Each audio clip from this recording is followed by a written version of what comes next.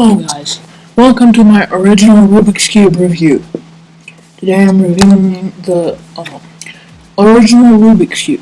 As you can see, it sucks at corner cutting. There. Okay. It does not corner cut. Even if I try 15 degrees, it doesn't even reverse corner cut like that. So I have to do that to make it turn. I have to flatten it out so that it doesn't block. See what I mean? It's just gonna pop if I keep forcing it even more. My hand is shaking from that. It doesn't work. It just doesn't. Look. Barely did that, but still.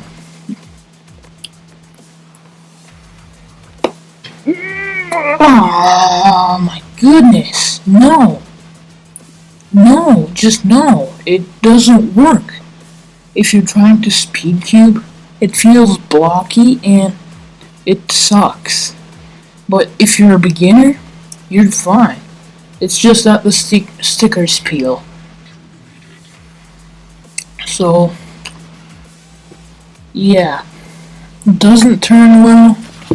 The stickers are crap, and so now I'm gonna scramble it up. Then I'll cut to a solve. Okay, I didn't cut to the solve, but see, it sucks at turning. Okay, I'm almost finished here.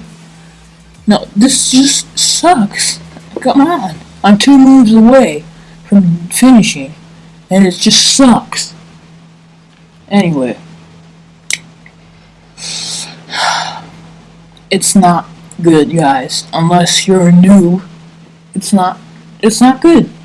The stickers just peel and chip and stuff. I personally don't like it. So, click on the cube for my previous video. Click right there on my cube. I'm waiting. Click it. You jerks!